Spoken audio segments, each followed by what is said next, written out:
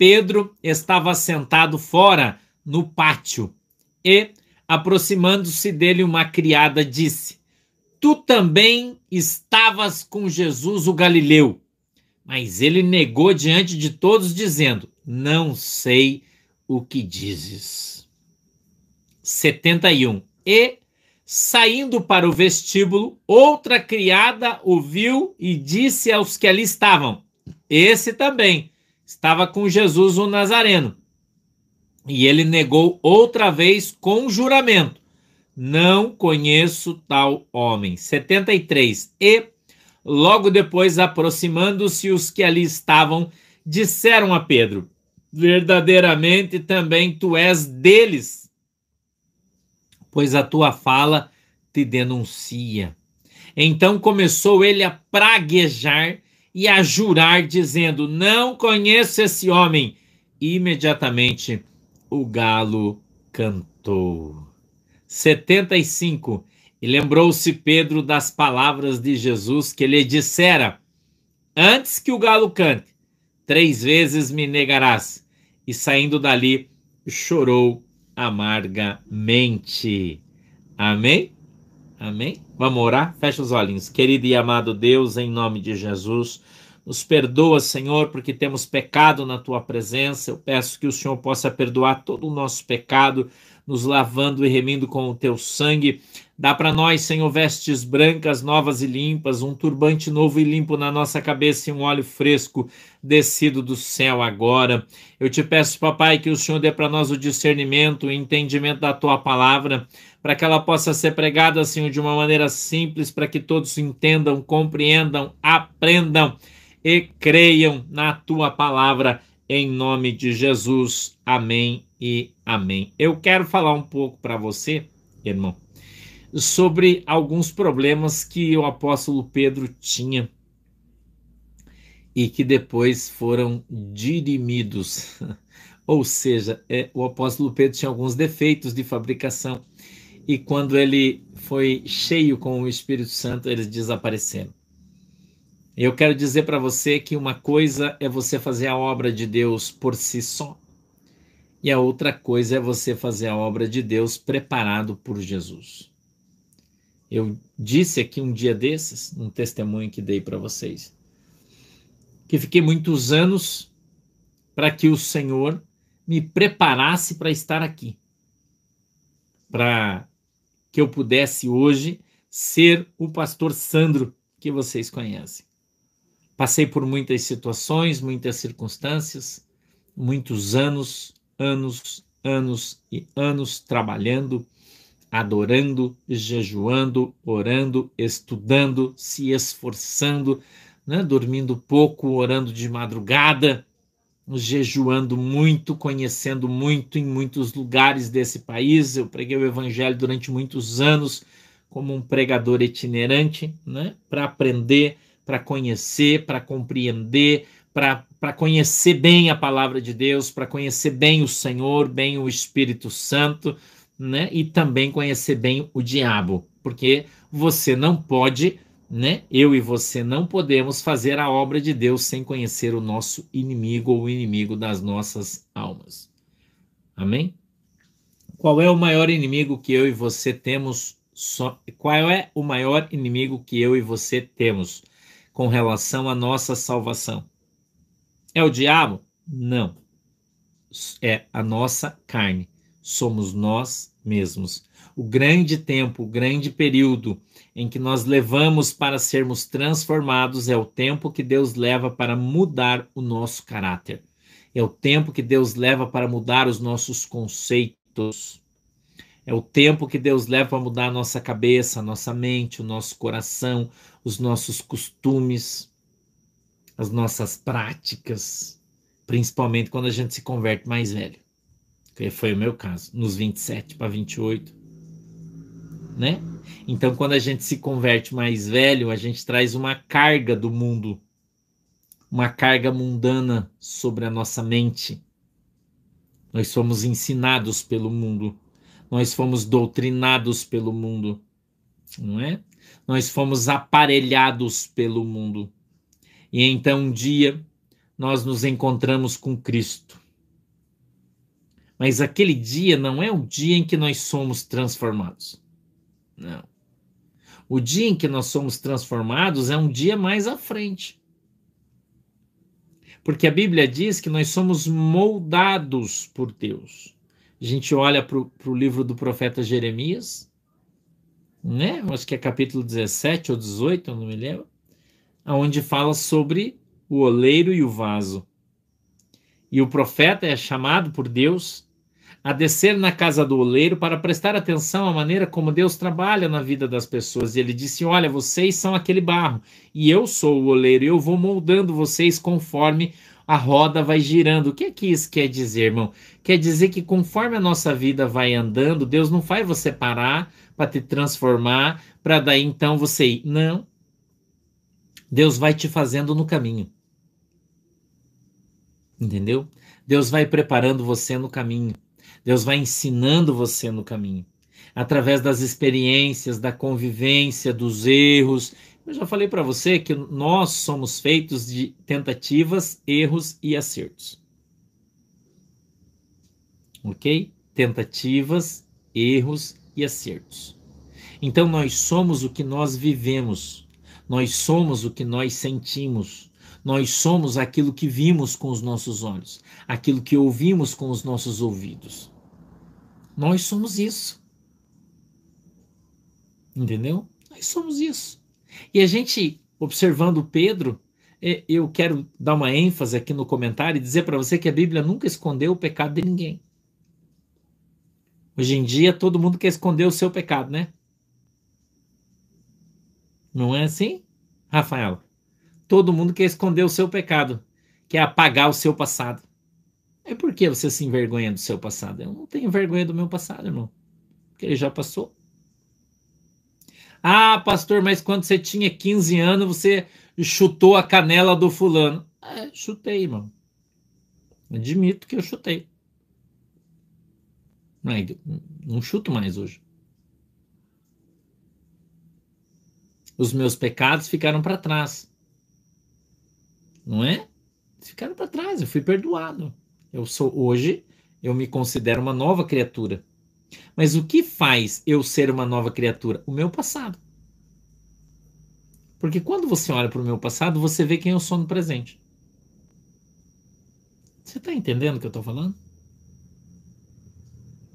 Quando você olha para o teu passado, você sabe quem você é hoje.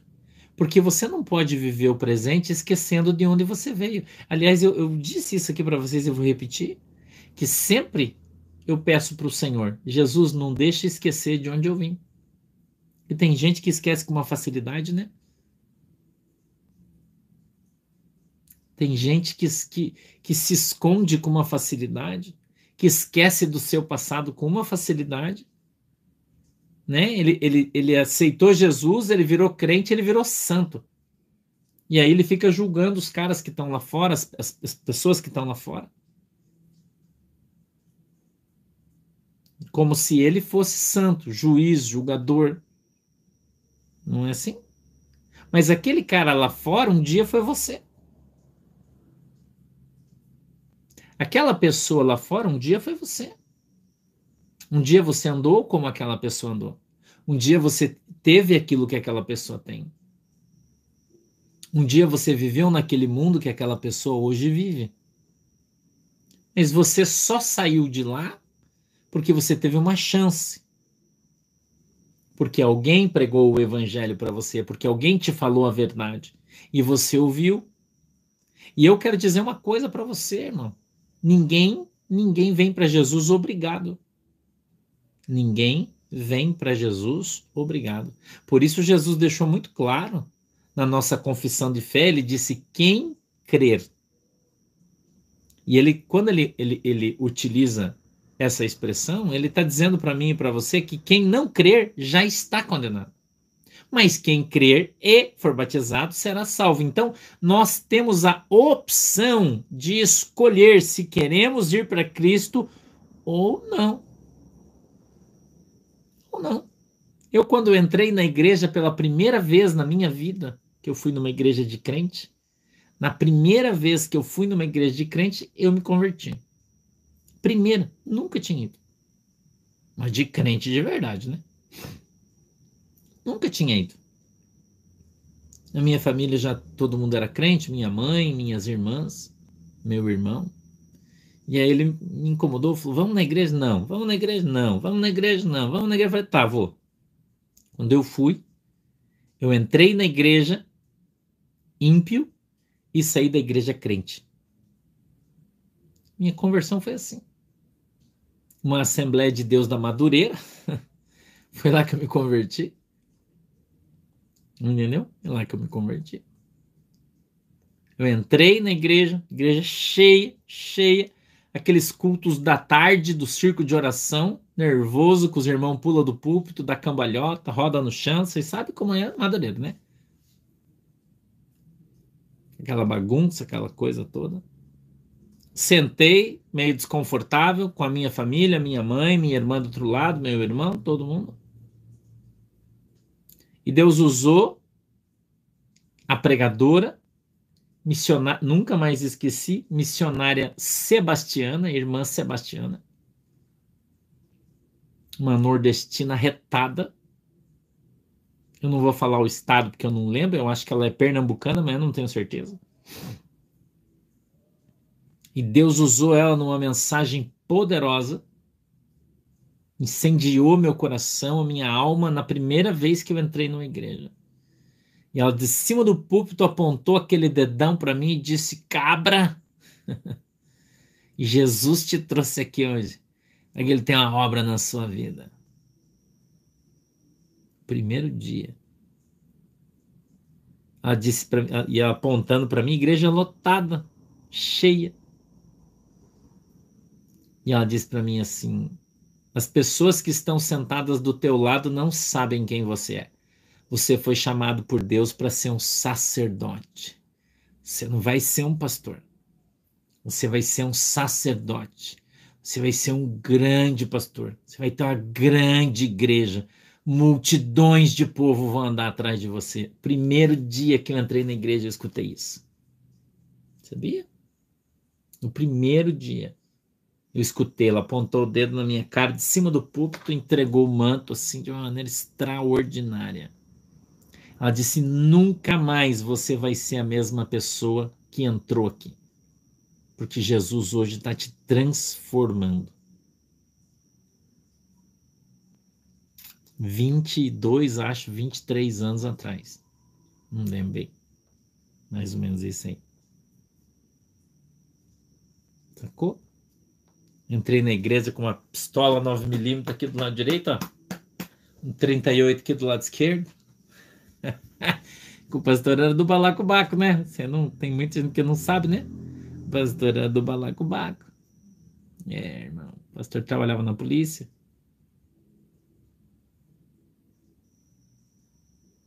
E ela dizia pra mim assim, ó. Essas armas que você tem aí, e ninguém via, né? Porque eu usava camiseta, uma camisa grande solta por cima, ninguém percebia que eu mandava armar. Ela disse, as armas que você usa aí, ó, isso aí não é nada. E pegou na Bíblia, apontou para mim e falou assim, agora Jesus vai te dar uma metralhadora calibre 66. Vocês sabem que a Bíblia tem 66 livros, né? Você deve saber disso. E Deus vai usar você como profeta na terra. É. Então, de lá para cá, Jesus veio me mudando. Então, eu olho para a história de Pedro, e eu estou aqui falando de Pedro, porque é fácil, muito fácil para a gente hoje, para mim e para você, que já estamos na igreja faz um tempão, né? Quanto tempo que a gente está na igreja? Né? Estudando, lendo, né? Orando, jejuando. A gente está há muitos anos já nessa peleja aí. Muitos anos, nós já estamos, né, velho, cascudo já, né? Estamos, né? Já apanhamos um monte, já criou uma casca dura, já, né? Já estamos meio cascudão. Né? Eu brinco sempre que a gente é raiz, né? Eu brinco sempre que a gente é raizano, porque nós somos das antigas, irmão. Eu fui criado no meio dos pastor velhinho, final da vida deles. Então eu peguei toda aquela experiência deles. né? Toda aquela experiência dele, pastores estudiosos, aprofundados de Bíblia, professores de escolas dominicais, de teologia, que gente muito importante. Foram meus pastores, aprendi muito, né? Jesus me colocou no meio dos melhores, homens de Deus, pastores que quando entravam na igreja te abraçavam e choravam, irmão. Nossa, eu tenho tanta coisa para contar para você, você não tem noção. Eu vou passar minha vida aqui pregando o evangelho para você e não vou conseguir te contar todas as experiências que eu tive com Deus através dos meus pastores. Homens extraordinários, cheios de fé, conhecedores do evangelho, homens de 70, 80 anos, com vidas inteiras no evangelho, alguns que vieram inclusive da Europa, passaram pela Segunda Guerra. Gente extraordinária, irmão. Testemunhos extraordinários, eu vi tanta coisa, ouvi tanta coisa. Deus me deu o privilégio de andar com homens extraordinários, simples, humildes, que tinham um português até com um pouco de dificuldade, mas que tinham uma intimidade com Deus extraordinária. E eles sempre me ensinaram no caminho onde eu deveria andar. Sempre me ensinaram no caminho onde eu deveria andar. E eu vim aprendendo desde cedo. Entendeu? Desde cedo eu vim aprendendo, vim vendo, vim lendo a Bíblia. Eu leio a Bíblia todo ano, já li a Bíblia já 22ª, indo para a 23ª vez, 23 vezes. Né? Já li 22, tô lendo já indo para 23 aí. Li muito, estudei muito, aí de 20 anos estudando a Bíblia. Né? Aí de 20 anos. Se eu fosse um cara de ficar, né, cheio de papel, esse quarto ia ser pequeno aqui. O escritório ia ser pequeno, para tanto papel. Então, o que é que eu aprendi de todo esse tempo? Toda essa experiência que eu tive com Deus, tanto tempo andando com o Senhor, andando com o Espírito Santo, ouvindo a voz dele, aprendendo a ter experiências com o Senhor, vários arrebatamentos de espírito, várias vezes eu fui levado no céu, eu fui levado, viajei no tempo para Jerusalém, para tantos lugares onde o Espírito de Deus me levou, me fez ver muitas coisas, eu ia nos lugares e Deus me mostrava essas coisas que a gente lê na Bíblia, por exemplo, essa passagem que nós lemos na Bíblia, eu era arrebatado em espírito e Deus me levava lá naquele momento e eu via as pessoas falando, eu via as coisas acontecendo, eu sentia, irmão, porque eu ia descalço, eu sentia a terra onde eu estava andando, eu sentia o cheiro das coisas e Deus falava, eu trouxe você aqui porque eu quero que você olhe e aprenda. Eu fui criado assim, irmão. O meu ministério foi criado assim. Muita experiência, muitas lágrimas, com muita luta, com muita dificuldade, nunca foi fácil, eu nunca tive nada desde que eu me converti, nunca tive absolutamente nada, sempre vivi uma vida muito, muito difícil, muito difícil, muito difícil. E Deus sempre me ensinou a depender dele. Eu brinco que eu fui mais ou menos como o profeta Elias, né? E eu vivi 20 anos na beirada do rio, sendo alimentado pelos corvos e aprendendo a orar todo dia para Deus mandar os corvos. Uma vida muito, muito difícil, não foi fácil ter chegado aqui. Não foi fácil. Eu não fiz um cursinho de teologia de 2 anos, 3 anos e virei pastor. Eu não. Então, quando eu falo coisas para você, eu estou te dando dicas aqui. Eu estou tentando fazer com que você compreenda adequadamente qual é a vontade de Deus para sua igreja. Eu não sou dono da verdade, irmão. Tem muita gente aí que é mais crente que eu, mais santo que eu, estudou mais que eu, muita gente. Eu sou, né, pequenininha aí. Mas quando eu venho aqui para te dizer algo de Deus, é porque foi o Senhor que falou para mim. Foi o Senhor que me disse. Foi o Senhor que me mostrou, porque em todos esses anos eu aprendi a diferenciar a voz de Deus da voz do meu coração. A visão do céu da minha imaginação. Eu aprendi a diferenciar isso. Eu aprendi a ouvir a voz do Senhor. A aprender a ouvir a voz do Senhor. A santificar, a minha vida, a ser humilde, a ser pequeno. Não ache você que hoje que o pastor Santo é conhecido, que muita gente importante liga para mim, pede oração, me convida para ir em lugares suntuosos. Não ache para você que isso sobe minha cabeça, que eu fico me achando. Não, irmão. Eu continuo andando descalço. Entendeu? E não é uma falsa modéstia. Não. Não é não. Não é não. Porque eu conheço o meu lugar. Eu sei quem eu sou. Eu sei de onde Deus me tirou. Eu sei de onde eu vim. Eu falo para as pessoas, eu não vim do mundo, irmão, eu vim do submundo. Jesus me tirou do lamaçal, do charco de lodo. Foi de lá que eu vim, irmão. E eu sei disso muito bem. E se eu abandonar Jesus, eu vou voltar para lá. Eu tenho essa consciência. E muita gente não tem essa consciência. Não consegue ter este entendimento que você só está onde você está hoje pela misericórdia de Deus. Porque se não fosse a misericórdia de Deus, nós já teríamos morrido por causa dos nossos pecados, irmão. Então, eu fico observando as pessoas batendo no peito e dizer, agora não sou mais eu que vivo, é Cristo que vive em mim. Irmão, você não sabe a bobagem que você está falando. Você não tem noção da arrogância que isso soa diante dos olhos de Deus quando você fala isso. Entendeu? Porque a gente precisa aprender nosso lugar na cadeia evolutiva. Que a gente nós evoluímos. A gente era um bicho e agora nós somos seres humanos. Pastor, você está falando da evolução de Darwin? Claro que não, irmão. Eu estou falando que a gente era um bicho de feio antes, né? Porque não era sujo, fedido, com pecado, né? Eu dei um abraço, estava com o Oliver hoje à tarde, né? Eu passei a tarde hoje trabalhando com meu tio, com a Manuela, na nossa casa. Eu estava limpando, passando espátula no chão, tirando a massa corrida dos caras que pintaram lá. Eu cheguei em casa, tava com uma saudade do meu cachorro, sentei no sofá, peguei ele no colo, dei um abraço nele. Eu adoro meu cachorro, gosto demais dele.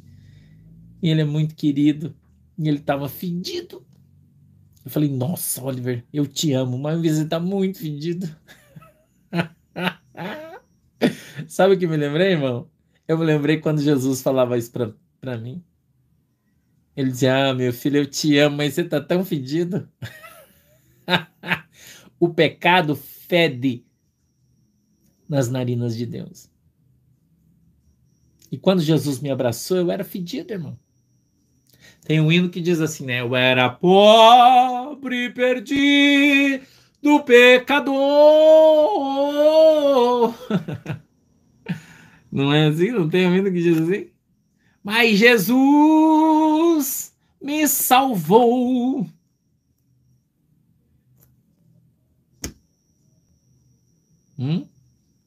Nós éramos pobres e perdidos pecadores. E somos encontrados por Cristo, irmão. Quem se sacrificou na cruz do Calvário foi Jesus, não foi você. Você não tem galardão nenhum em fazer a tua obrigação. Sabia? Não tem, irmão. Pastor, mas você não sabe. Eu ganhei não sei quantas mil. Irmão, quando eu era um pregador itinerante, quando eu era da Assembleia de Deus ainda, eu fiquei acho que 7 ou 8 anos pregando itinerante, indo de igreja em igreja, viajando muito. Eu marcava na minha agenda, cada culto que eu ia e pregava, quantas pessoas aceitaram Jesus. Eu ganhei para Jesus mais de 5 mil almas nesse tempo. Mais de 5 mil.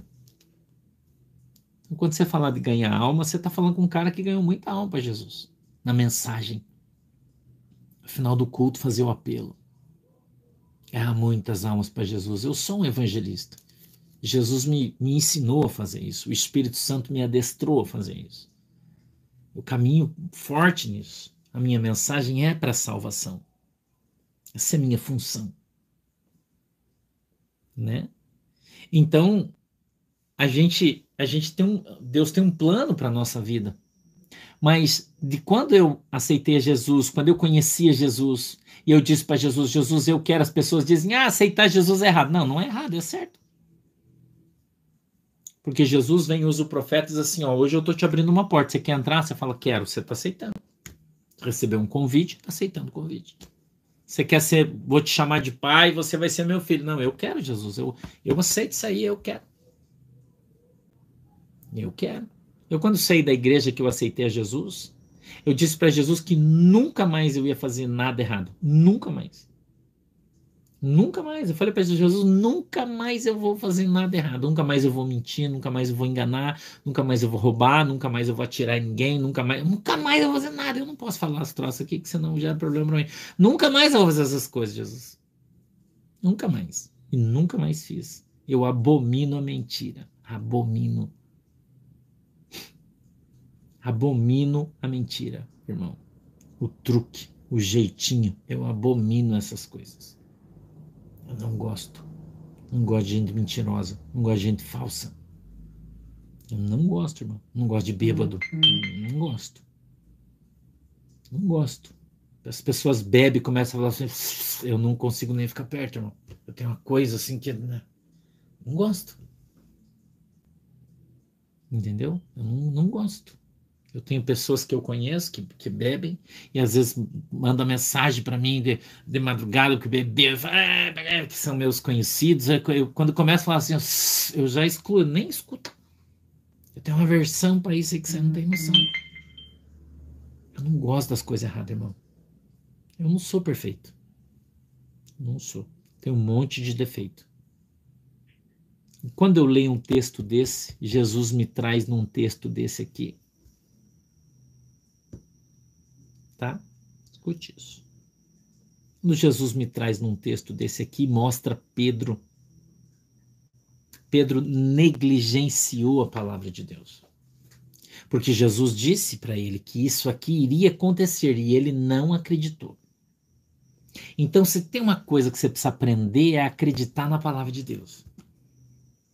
Isso é um conceito básico para você ser crente.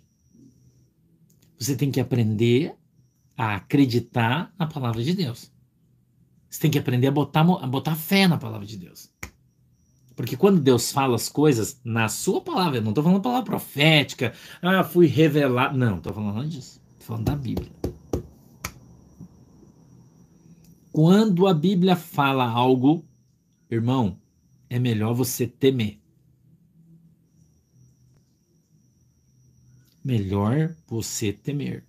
Porque o principal sentimento que o crente deve ter por Deus, quem disse isso foi Salomão.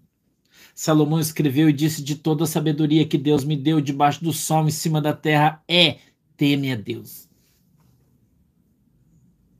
Teme a Deus. E o maior problema da igreja contemporânea, da igreja de hoje, é que a igreja perdeu o temor de Deus. A igreja perdeu o temor de Deus. Os crentes são mentirosos, fofoqueiros, paroleiros, enganadores, não cumprem com a sua palavra, não honram a sua palavra, empenham a sua palavra, mas não cumprem, falam, mas não fazem, se comprometem, mas não terminam o que começam, abandonam os troços na metade. Crente, casca de ferida, se o pastor der uma repreendida, ele fica com raiva, vai embora, sai da igreja, vai para outra igreja, porque não aceita ser chamado a atenção, não aceita que o seu pecado seja exposto. Lembra que eu falei? Que é apagar o seu passado, como se nunca tivesse feito nada errado para bancar o santo. Eu sei que a Bíblia diz que o nosso pecado é lançado no mar do esquecimento. Ele é. E Jesus esquece, e o diabo não tem o direito mais de lançar esse pecado. Mas ele vai fazer isso. E você tem que saber que ele vai fazer isso. Portanto, você tem que entender que um dia você vai ser confrontado em função do seu pecado. Jesus já me perdoou, mas as pessoas não perdoam. O diabo não te perdoa. E eles vão lançar isso na tua face, eles vão jogar isso na tua cara. E você tem que ser maduro o suficiente para não chorar por causa disso. Não chora. Você era isso, era isso, era isso. Era mesmo, irmão. Eu era. Você é verdade, eu era mesmo. tudo que você está falando é verdade. Aí eu não sou mais. Jesus já me perdoou, eu não faço mais essas coisas. Isso aí é passado, pretérito e imperfeito. Mas você está falando a verdade. Era mesmo. Claro que é verdade. Tudo isso que eu fiz, muito mais do que você está falando, que você nem sabe da minha vida. Me quer falar mal de mim? Chama eu, que eu conheço minha vida como ninguém. Entendeu? Aí os caras começam porque é Deus, porque não sei o que, acaba na carne. Aí não funciona. A igreja fecha, o ministério não dá certo, o ministério profético acabou. Como que acabou, irmão, se era profético? Como que o cara desviou se foi Deus que chamou ele? Foi mesmo? No mundo, eu e você temos aflições, eu tenho aflição. Eu tenho problema. Eu tenho dificuldades. Você acha que eu não tenho? Você acha que não? Pô, irmão, tenho muitos. Mas eu pego meus problemas, irmão, guardo numa caixinha. Pego ele e faço assim, ó. Tem uma caixinha aqui, ó. Pego o meu problema e falo, ó, problema. O negócio é o seguinte, Jesus, tá vendo isso aqui? Isso aqui, eu não posso resolver isso aqui. Isso aqui é só tu que pode resolver. Então eu vou pegar isso aqui, ó, e vou pôr aqui, ó.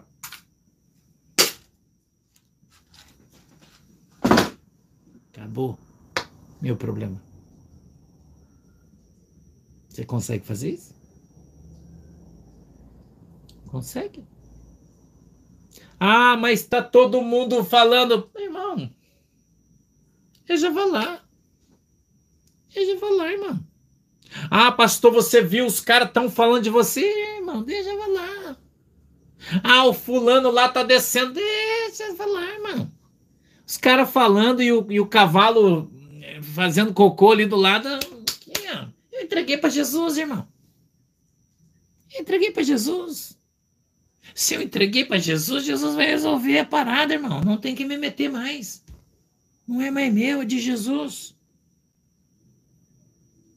Para de ficar arrumando confusão, ficar gerando problema para a vida dos outros, ficar gritando como se alguém tivesse culpa dos erros, das situações, da cena. Para com isso, irmão. Para com isso. Aprenda a colocar as coisas na mão do Senhor.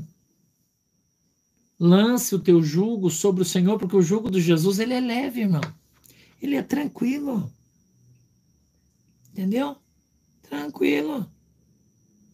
Falei com o pastor Fabiano aí, sábado a gente tá com um problemão aí pra gente resolver na igreja.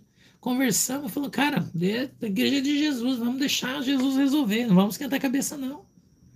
Vamos ficar sossegado. Se isso aí tá acontecendo, Deus tem um plano. Vamos confiar em Deus.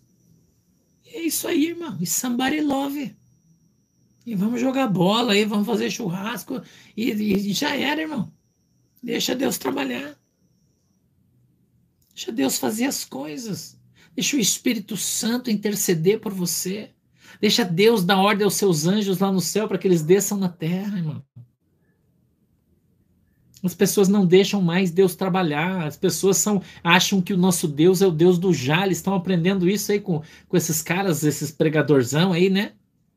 Que vem e fala assim: ó, você tem que determine junto comigo e Deus fará, como se Deus fosse teu empregado, como se Deus fosse teu lacraio. Mas ele não é isso aí, não, irmão.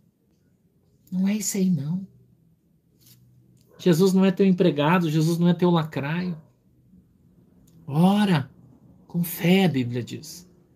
Não é com determinação. A palavra determinação não está escrito na Bíblia, está escrito com fé. Entendeu? Então esse negócio de determinar não tem na Bíblia esse troço aí, irmão. Se os caras inventaram isso aí para enganar você, tomar teu dinheiro. Isso aí não tem. Né? Então, Deus, ele é amor, mas ele é justiça. Até um irmão mandou um negócio para mim aí, eu agradeço a preocupação, carinho, né, dos irmãos que às vezes me mandam algumas mensagens. Ele disse, longe de mim querer te corrigir, pastor, mas eu achei que a colocação que você fez não ficou boa e tal, né?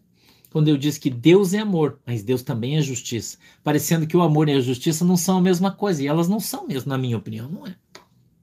No meu entendimento teológico, são até duas palavras diferentes.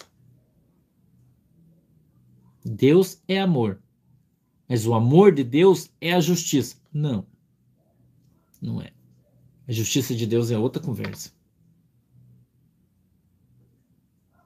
né? O amor de Deus nos foi dado na cruz do Calvário, quando ele enviou Jesus Cristo para morrer, a obra salvídica de Cristo. A justiça vai ser aplicada no final, para aqueles que não quiseram o amor. São coisas diferentes. E você precisa entender isso, né? Você precisa entender isso. E o tempo do amor tem o tempo da justiça.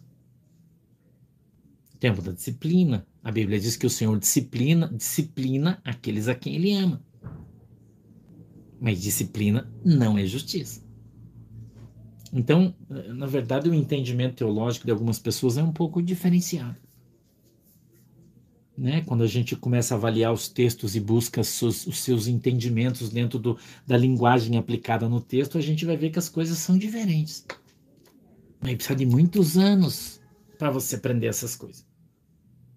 Muitos anos. Uma coisa é uma coisa, outra coisa é outra coisa. Né? Inclusive, dependendo da maneira que a palavra justiça é colocada na frase, ela pode ser traduzida de maneira diferente. Pode ser a justiça de Deus vindo como uma bênção para a tua vida, em função de algo que você fez e agora a justiça veio trazer o que você plantou, você colheu, isso é justiça. Ou pode ser, dependendo da frase aplicado dentro do hebraico, do aramaico, ou até mesmo do grego, uma palavrinha dentro da frase diferente, um pouquinho antes ou um pouquinho depois da palavra justiça, pode significar algo que você pisou na bola e agora o anjo vai descer com a espada para pegar você. Também é justiça. Aí são conotações diferentes.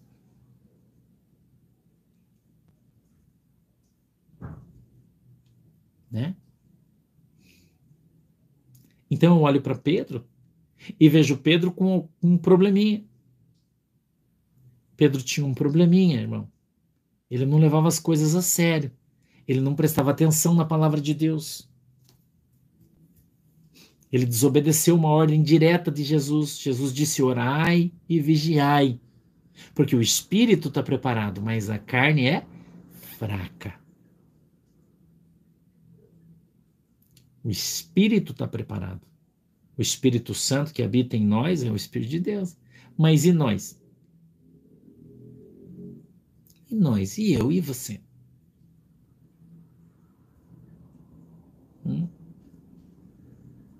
Não é assim, irmão? E nós? Nós somos a parte preocupante.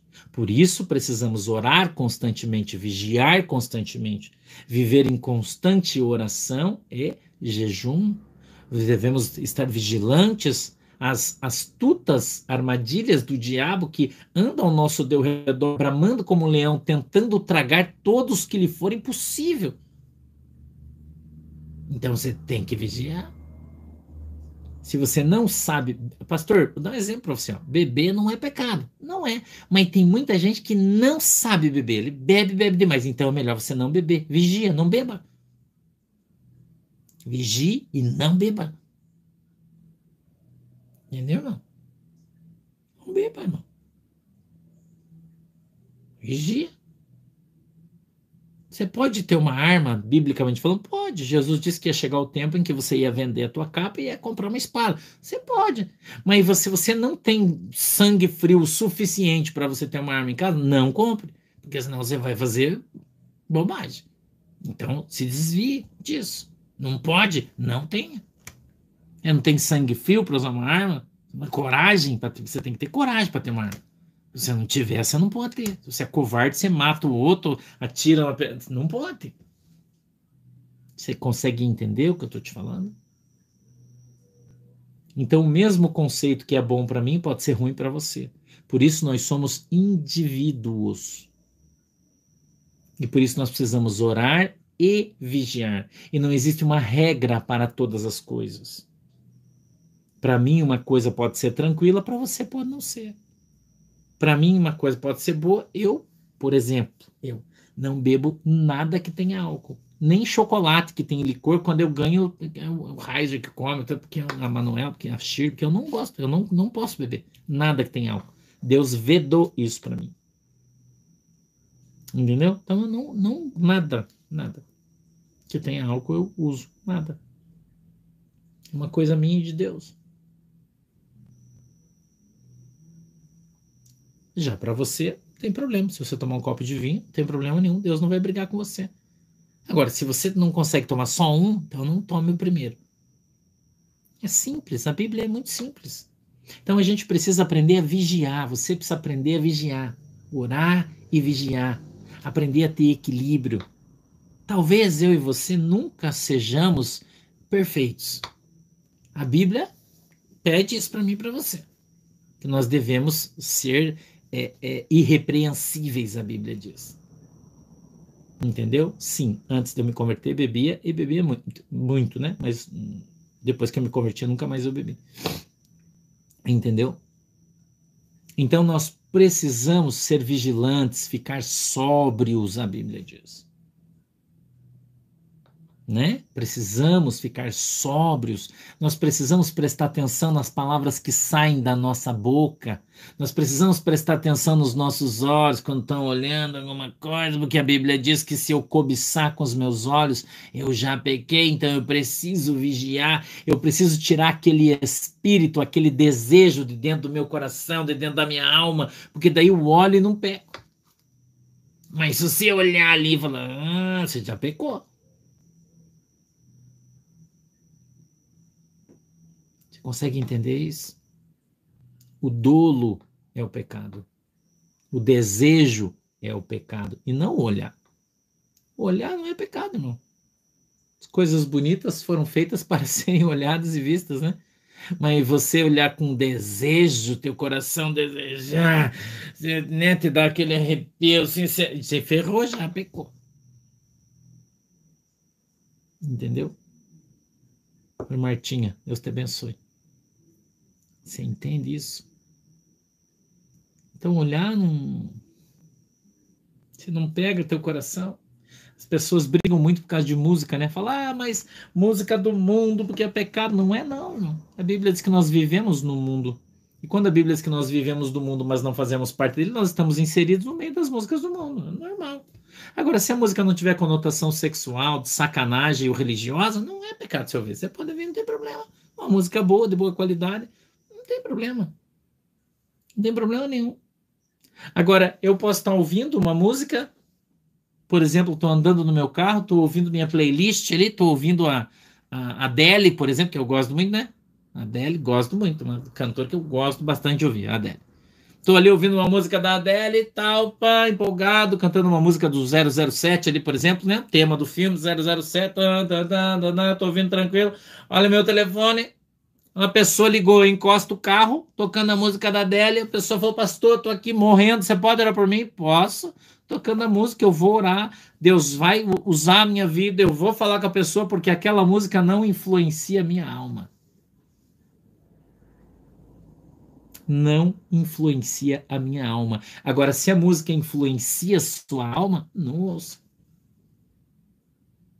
Não ouça. Se você não é crente o suficiente para ouvir uma música do mundo e ela não pegar você, né? Se você não é crente o suficiente, porque eu sou crente o suficiente, irmão, para escutar uma música qualquer e não é porque eu tô escutando a música que eu fico com vontade de beber, tô escutando uma música que eu tô com vontade de ser corno, tô escutando. A música não me influencia, irmão. Eu sou crente o suficiente para isso. Eu não tem problema. Nenhum. Agora, se você não é crente o suficiente, entendeu? Se você não é crente o suficiente, se você vai ouvir uma música e ela já vai querer te dar vontade de ir pra balada, já vai ter no teu coração que você quer tomar uma... Não ouça. Se você não é maduro espiritualmente o suficiente, não ouça. Tem gente que não é. Não é liberto. Né? Tem gente que escuta música e já começa... Né? Sim, já fica, acho que eu vou pro baile hoje. Ai, Jesus me perdoe, mas eu vi essa música aqui, eu não consigo resistir. Você não está liberto, você não está transformado, você não é lavado e remido no sangue de Jesus, porque se você for, irmão, Já pensou? Meu vizinho fica escutando as músicas dele aqui. Eu tô aqui em casa de boa, aqui, irmão, dormindo, e tô escutando as músicas dele aqui, às vezes o dia inteiro. E os irmãos ligam aqui, eu tô orando e tá tocando o samba ali do lado, pagode, os caras estão tomando uma cerveja do lado do muro, fazendo churrasco, e pum, pum, pum, pum, pum, pum, pum, pum, e eu tô orando aqui, eu tô andando para eles, irmão. Porque o mundo não me incomoda. O mundo não altera meu ministério, o mundo não altera minha santidade, o mundo não altera a minha relação com Deus. Agora, se ela altera a sua, aí não ouça, irmão. Mas se ela altera a sua, não encha o meu saco, porque a minha não altera. Isso não é a regra. Eu queria que você entendesse isso. Ah, mas a Bíblia diz que tudo posso, mas nem tudo é lícito. Nem tudo é lícito para você, que é fraco na fé. O apóstolo Paulo, na carta aos Romanos, capítulo 14, é fácil da gente ver isso na Bíblia. Ele diz assim, que de tudo eu posso comer, de tudo eu posso fazer, que todos os dias são iguais, mas se você quer fazer diferença entre um dia e outro, beleza. Se o meu irmão acha que comer carne é pecado, mas para mim não é pecado, porque eu sou forte na fé, a Bíblia é clara sobre isso. O irmão é fraco e acha que comer carne é pecado. Então os fracos é que são o problema. Mas se você já está crente aí, irmão, você vai mudar alguma coisa na tua vida? Mudou alguma coisa na tua vida? Eu não posso parar num bar ali que tá cheio de gente. Às vezes eu faço isso, passo com o meu carro, vejo uma galera ali no boteco, estão tomando um monte. Aqui é um lugar de pescadores, né? Tem um porto, eu moro na frente do porto, do outro lado da rua.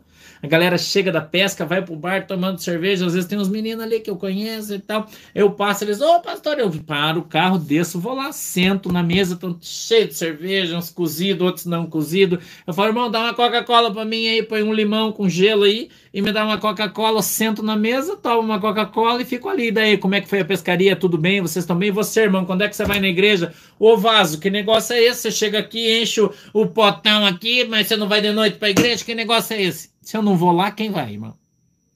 Aí passa um crentão, né? Um crentão e fala, nossa, o pastor Santo tava lá no bar, sentado com os irmãos, rodeado de cerveja. Quem tá pecando? Eu? Então, as pessoas imaturas na sua fé, as pessoas que ainda não são transformadas, que são afetadas na sua fé por qualquer sorte de doutrina, que são empurradas como uma onda empurrada pelo vento de um lado para o outro, esses aí tem que se preocupar, irmão. Mas quem já está maduro na fé, que não tem mais problema, isso aí, essa fase da nossa vida já passou, irmão. De se preocupar com o que os outros falam, com o que os outros pensam, que, o cara vai fachar, eu quero que se dane, irmão, não tô nem aí. Eu tenho que fazer a obra de Deus, eu faço o que Deus mandou eu fazer. Você já pensou se quando Deus chamou Isaías e falou assim, Isaías, o negócio é o seguinte, tira tudo tua roupa, fica peladão aí, fica com a bunda de fora. Isso é 20 de Isaías, se você está achando que eu estou falando aí coisa fora da Bíblia, capítulo 20 do livro de Isaías. Você pega uma tabuinha e escreve vergonha de Israel, amarra um fiozinho, põe na tua cintura e deixa essa tábua em cima da tua bunda. E você vai ficar andando no meio de Israel, para os caras olhar para tua bunda e ver vergonha de Israel. Se fosse hoje, irmão. Os irmãos iam detonar o Elias, perdão, o Isaías, não é Elias, Isaías. Iam detonar o profeta Isaías. Detonar o cara, irmão. Olha lá, trazendo escândalo para a obra, trazendo escândalo para a igreja.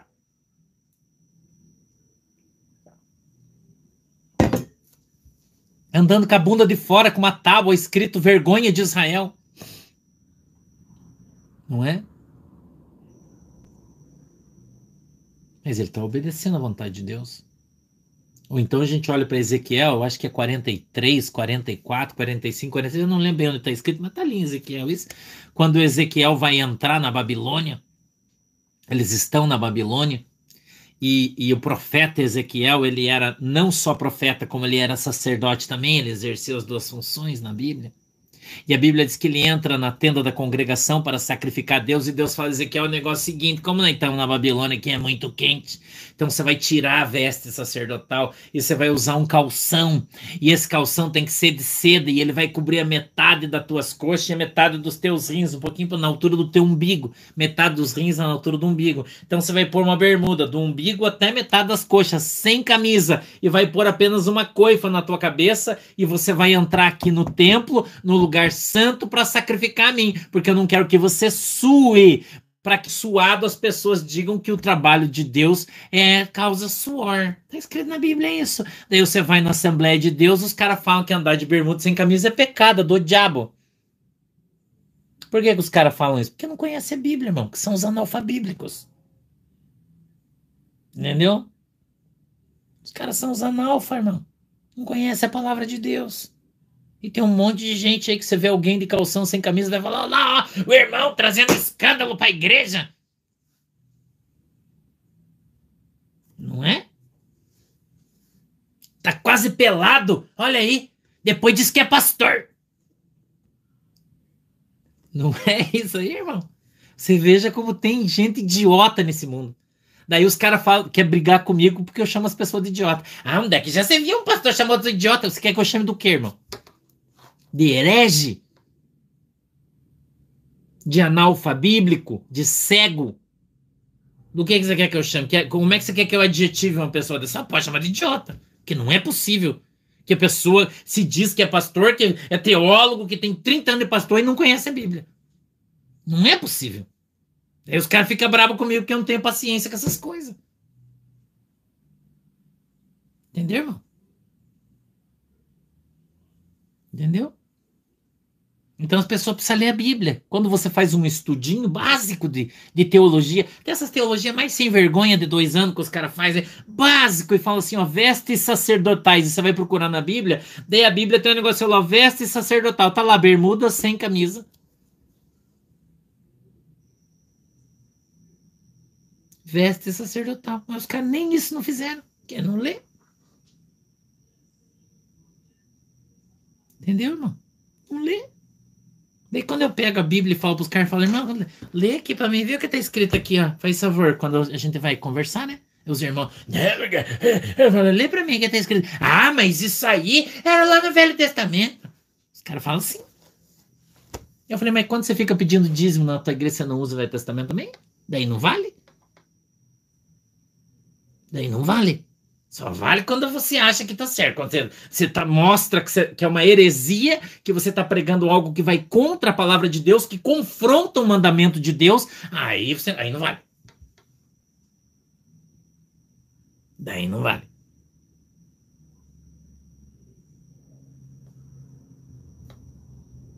Entendeu, irmão? Então para de olhar para o pecado do Pedro e olha para o seu. Para de falar que Pedro foi um covarde porque ele traiu Jesus. Porque Pedro ainda não estava revestido com o Espírito Santo de Deus. Pedro ainda era velha criatura. Ele estava sendo mudado, moldado, transformado. Ele estava sendo amassado por Jesus para uma grande obra que viria na sua vida logo à frente. Pedro estava sendo moldado, seu caráter estava sendo limpado por Cristo. Entende isso? Pedro estava sendo polido, limpado, lixado por Cristo, para que viesse a ser o Pedro pedra. Ele estava deixando de ser Pedro pau e estava passando a ser Pedro pedra. Estava sendo transformado. Quero que você entenda isso. A Bíblia diz no capítulo 2 do livro de Atos que quando o Espírito Santo desce sobre Pedro, ele é cheio do Espírito Santo, ele cai no chão. Porque a Bíblia diz que quando as pessoas vêm, eles estão caídos com o rosto em terra, eles estão tudo arrebatados, cheios do Espírito Santo, falando em mistério. A Bíblia diz que as pessoas achavam até que ele estava bêbado, né? Com o fiantã cheio de vinho, e eles estão tudo cozidos, levanta, dá uns glória, cai de novo, porque as pessoas que não são cheias do Espírito Santo não sabem o que é ser cheio do Espírito Santo, ser tocado pelo Espírito Santo de Deus, ao ponto de não ter força, de ficar em pé, de cair com a cara no chão, e ficar ali, não consegue levantar, cheio do poder, tocado pelo dedo de Deus, se você preferir. A Bíblia diz que quando isso aconteceu, então Pedro de fato foi transformado e agora cheio do Espírito Santo de Deus, a Bíblia diz, quando ele chega à porta do templo chamada Formosa, no capítulo 3 de Atos, ele olha para aquele paralítico, 38 anos, e diz, cara, eu não tenho grana, eu não tenho ouro, eu não tenho prata, mas o que eu tenho, isso eu te dou. Então agora Pedro é cheio do Espírito Santo, agora Pedro é cheio de Jesus, e agora ele não nega mais Jesus, porque quando ele negou Jesus era só a carne que fez isso, mas agora não, agora é o Espírito Santo de Deus que está nele, ele está lotado, bombando, transbordando. A Bíblia diz que a nossa boca fala daquilo que o nosso coração está cheio, o coração de Pedro estava cheio de Jesus, ele pega na mão daquele aleijado e diz, rapaz, em nome de Jesus Cristo de Nazaré, eu te mando, levanta e anda, e o cara levanta e anda. Porque agora a carne de Pedro não domina mais ele, mas é o Espírito Santo de Deus que está na vida dele que o domina. Entendeu? Quem transforma, quem muda, quem molda, quem amassa o barro, não é você, irmão. Não é você que tem que ficar criticando, lançando o teu jugo sobre a vida das pessoas. Deus nunca te deu uma régua para medir a santidade de ninguém. Deus nunca te deu uma régua para você medir o caráter de ninguém. Você não tem esse direito. Você não tem esse direito. Muitas pessoas me mediram no decorrer da minha vida. Muita gente. Muita gente falou. Muita gente, irmão, falou coisas a meu respeito, disse coisas a meu respeito. Mas hoje, onde eles estão? Onde eles estão, irmão? Os meus acusadores estão aonde? Os caras que pegaram as pedras na mão estão aonde, irmão? Cadê eles? Quero que você entenda o que eu estou te falando. Cadê eles, irmão? Onde eles estão? Cadê os meus acusadores? Cadê os mentirosos, os agoureiros, os feiticeiros? Onde eles estão? Cadê as pessoas que me medem, que me mediram, que me julgam o meu caráter, a minha intimidade com Deus?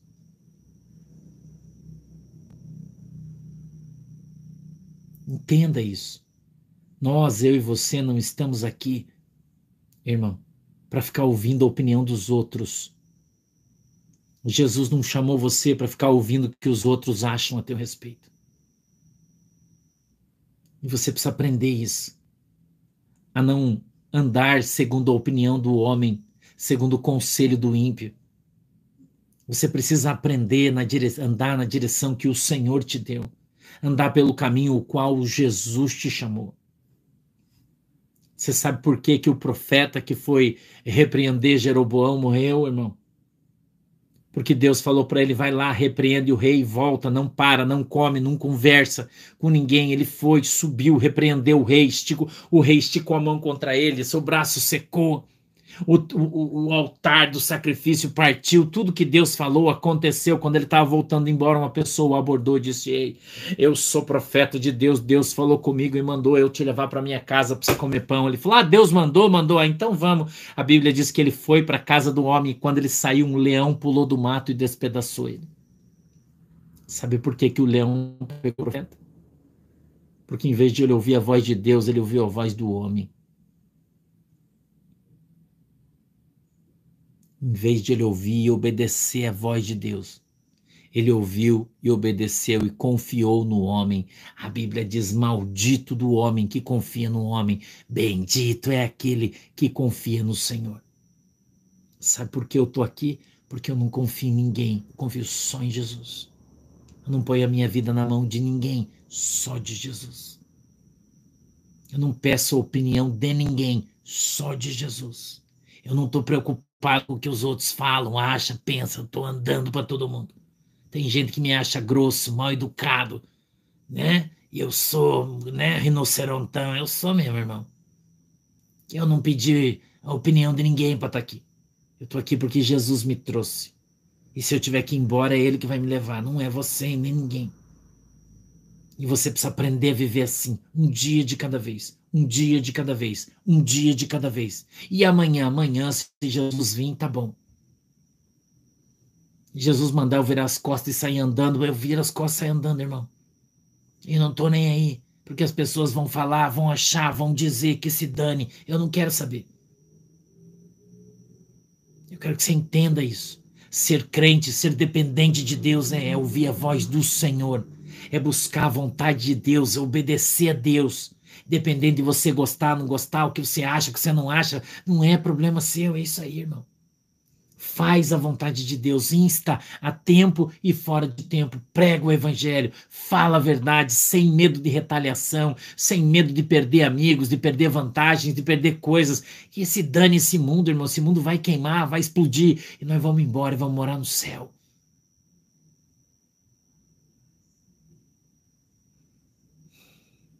Amém? Vamos orar? Já deu, né? Vamos orar? Fecha os teus olhos. Inclina a tua cabeça. Querido Deus, em nome de Jesus, está aqui toda a minha igreja reunida diante do Senhor. Estamos em mais de 6.000 pessoas, Senhor, hoje no nosso culto. Eu quero te pedir, papai, em nome de Jesus Cristo, que a tua mão esteja sobre cada um de nós. Que a tua bênção esteja sobre cada um de nós hoje, agora.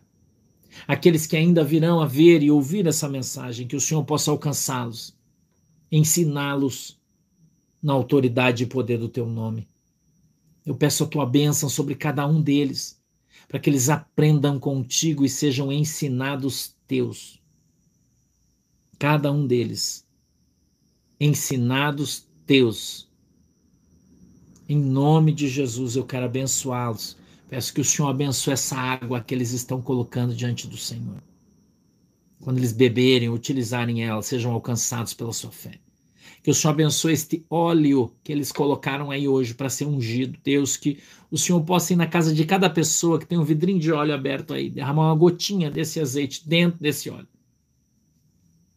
O abençoando, e tudo que esse óleo tocar, Senhor, seja santo, em nome de Jesus. Eu abençoo, Senhor, cada um deles. Em nome do Pai, do Filho e do Espírito Santo. E você que crê, diz comigo, amém. Deus abençoe vocês.